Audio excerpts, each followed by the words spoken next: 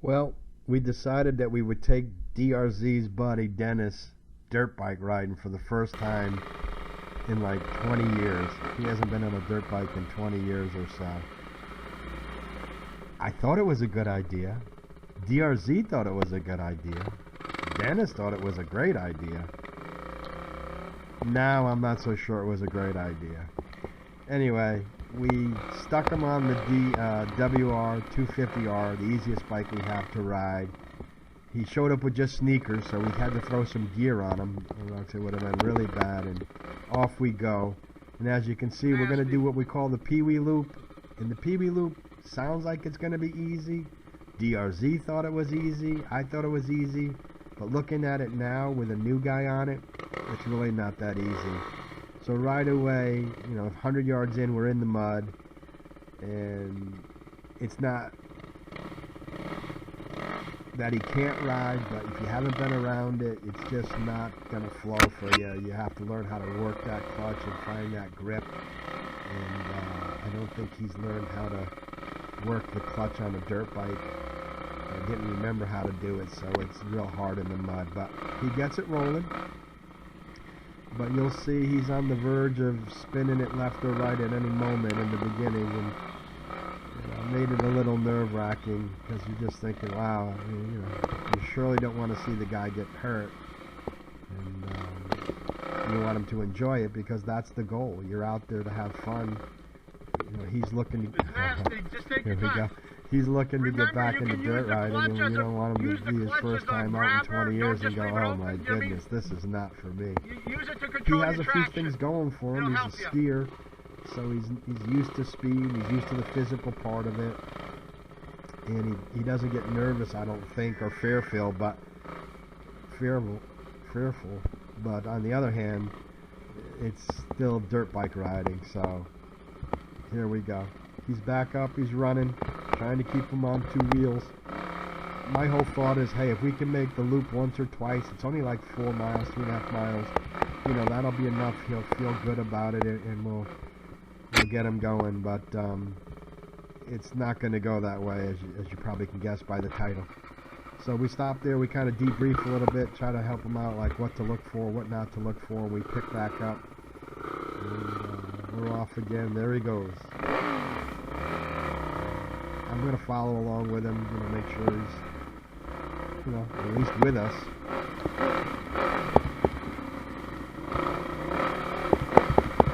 Doing quite well here, actually, I think.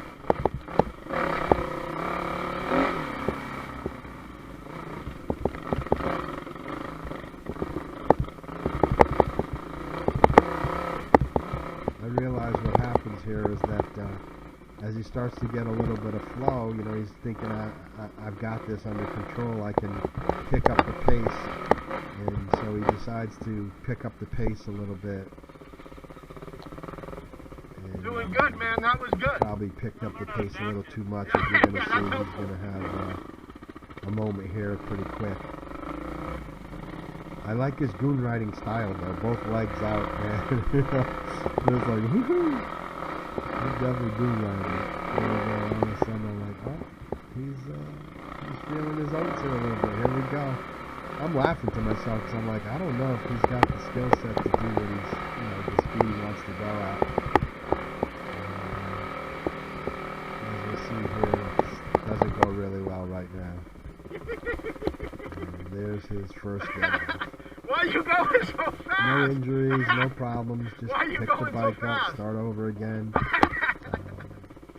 I realize now that he's on the WR 250R, which is fuel injected, and if you give it gas like a regular carbureted bike, as you would think that you need to give it some gas to start it. It won't start. It doesn't like it because it is fuel injected. So that's what's going on here. He's having problems starting it, and I just figured it out. So I go up and just tell him, hey, look, just turn it off and turn it on. It resets the computer in the fuel injector, or the EFI or whatever you call it, and it should start. So going back up to him, get him rolling again here.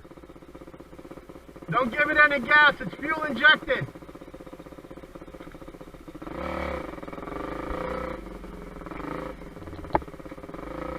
see, Don't give it any gas. slipped It's down fuel because injected. it's Turn just it off muddy and turn there. it on.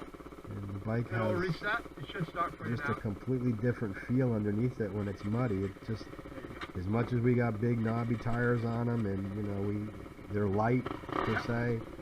Rock on, big they boy. want to go left and right. They don't want to stay straight in the mud, and you really have to know how to work that clutch. All right. You know, to keep it in the right power There you zone go. so it'll keep the grip. And if you hit it too hard, it's just going to get away from you. Now, Dennis coming back, I think he starts to, I think he's explaining to him about the clutch again. It really did seem to be the Yeah, issue ride the clutch. that he needed to master the clutch, master how to use the clutch to get grip. We're gonna get going here again in a minute. Yeah, it'll go right over. It's a beautiful day. Look, man, sun shining. Leaves are finally starting to come out. It's like May. I don't know. Whatever it is. Go, It's baby, early May, go. but still, no leaves. Just starting to come out. It's like the 10th for crying out loud, or 11th or whatever. That's all right. Yeah, you're gonna get the hang of it. Come on. What gear are you in? There you go. Go ahead. There you go. What gear are you in? And you get that Okay. clutch working. Keep that traction. Yep. Need traction. Need momentum and traction. And Ride that traction clutch. and momentum. There you go. So he's getting it going, and then there's a tree down across here, and I'm telling him, hey, look, just look past it and go, Look and right you'll past go it. over You'll it. go right over it. But Look as right you past see, it. it almost doesn't work for him. It's real close. He's going, ah, but he made it. So on we go.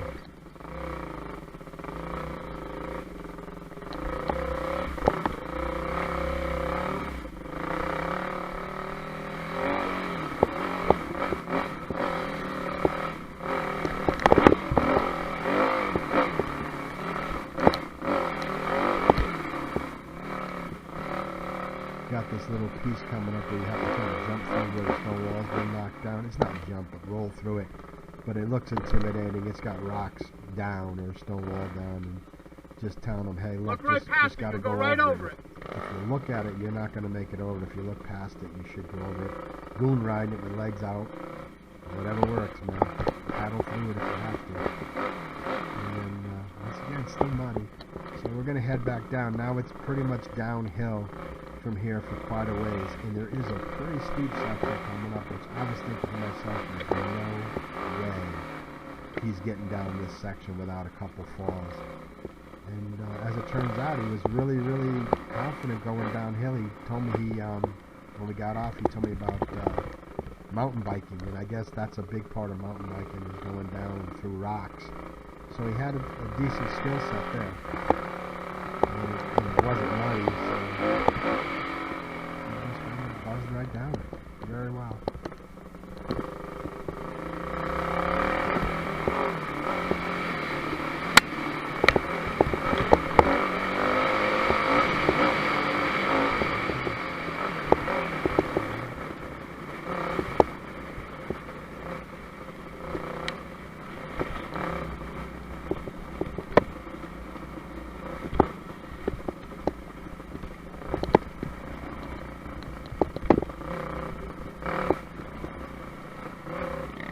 Now I'm thinking, wow, you know what? Maybe he's got it together. And he's going to be able to complete this loop. We're about maybe a third of the way into the loop now.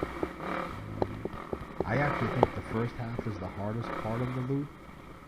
The other part has sections that are hard, but I was thinking, wow, if he made it down this downhill as easy as he did, got through the mud, did one log crossing, okay, we're going to be able to ride for a little bit.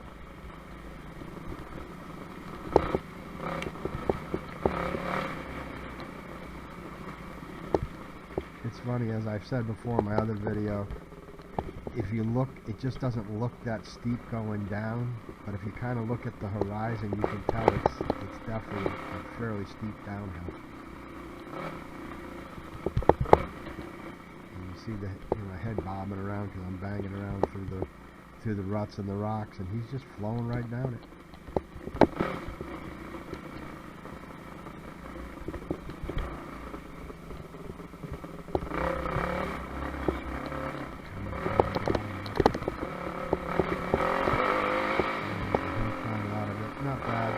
bit, but then we're going to come to the bigger hill climb. And yeah, I think we stopped him here just to take a second. And I think Dennis was explaining about braking and whatnot going downhill, that, you know, you can use the front and the rear brake.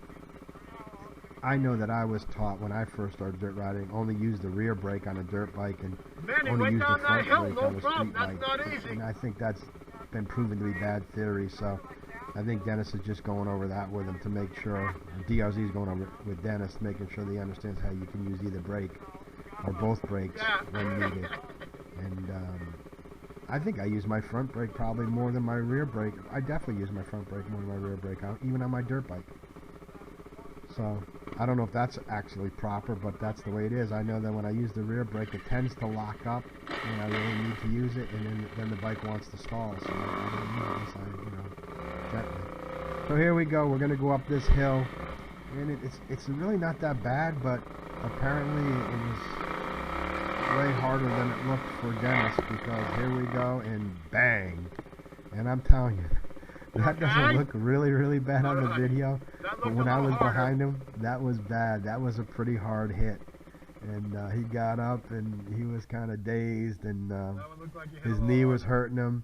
And if you can tell, I don't know if you can see, but the bike is smoking because he cracked the clutch case.